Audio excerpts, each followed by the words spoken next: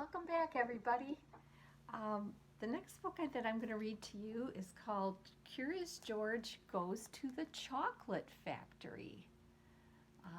I am a person that likes to eat chocolate almost every day, and I also like to be curious. That's why I like to read these stories, because every story is about a different adventure or a different animal or something I want to learn about. So I hope you enjoy this story that we're going to read together. It's written by Margaret and H. Rays.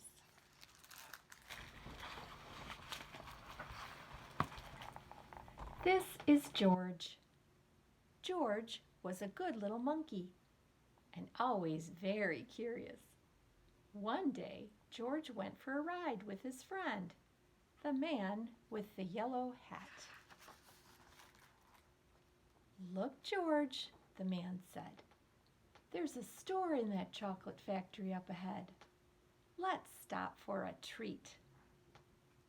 George loved chocolates. Inside the store, boxes of chocolates were stacked everywhere. But the man with the yellow hat found his favorites right away. "George," he said, "wait here while I buy these, and please stay out of trouble." George looked around the store.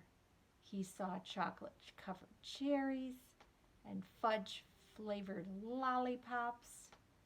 A chocolate bunny caught his eye. There it is.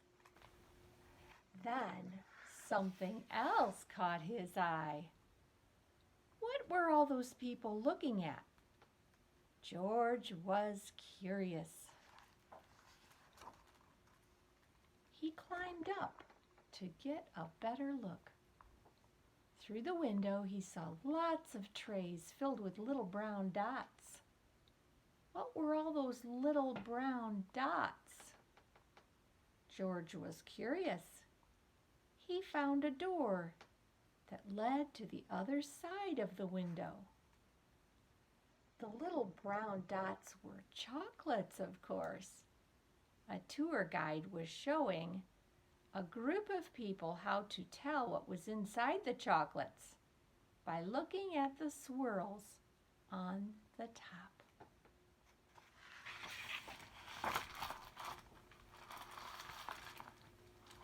This little swirl means fudge. This one says that caramel is inside. And this wiggle is for marshmallow. This sideways swirl is for orange fluff. This one is for nougat. This is the squiggle for a truffle. And this is for George's favorite, banana cream. George followed the tour group until they came to a balcony overlooking a room where the chocolates were made. Down below, busy workers picked the candy off the machines and put them in boxes. These were the machines that made the chocolates with the swirls on top. The chocolates came out of the machines on long belts. But how did they get their swirls on them? George was curious.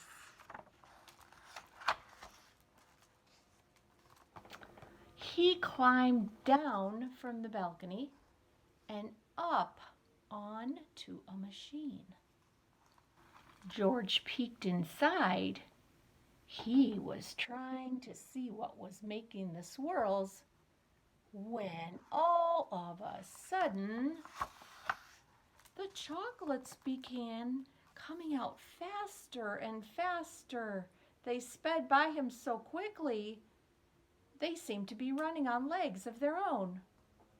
"Quick, quick, bring more boxes," yelled the man with the tall white hat. "What happened?" asked another man. Nobody answered.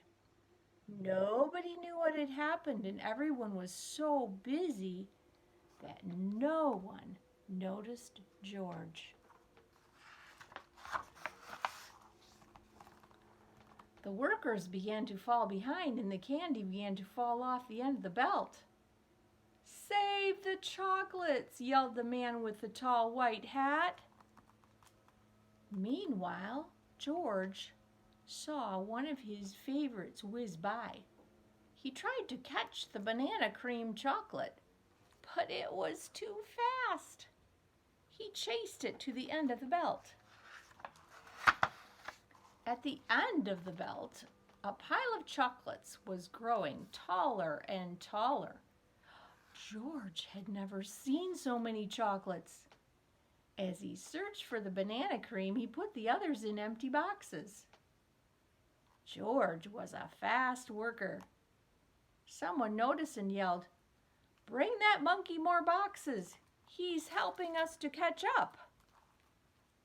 Not all of the chocolates made it into the boxes, but no more chocolates fell on the floor. Oh, look at, there he is, eating the chocolates. Just then, just when George and the workers were all caught up in the tour guide ran in with the man with the yellow hat. "Get that monkey out of here," he said. "He's ruining the chocolates." "But this little monkey saved the chocolates," explained the workers. Then the man with the tall white hat said to George, "You may have caused us some trouble, but you were a speedy little monkey. You deserve a big bowl of candy for all your help." George was glad he was not in trouble, but he did not take the chocolates. Back in the parking lot, the workers waved goodbye as George and his friend got into their little blue car. "George, are you sure you don't want any chocolates before we leave?" asked the man with the yellow hat. George was sure he didn't want any more chocolate. The end. I hope you enjoyed that story. It was fun to learn about a chocolate factory and see all the fun that Curious George had helping all the workers in the chocolate factory. Well, I hope you have a wonderful day. Stay curious, and I'll see you next time.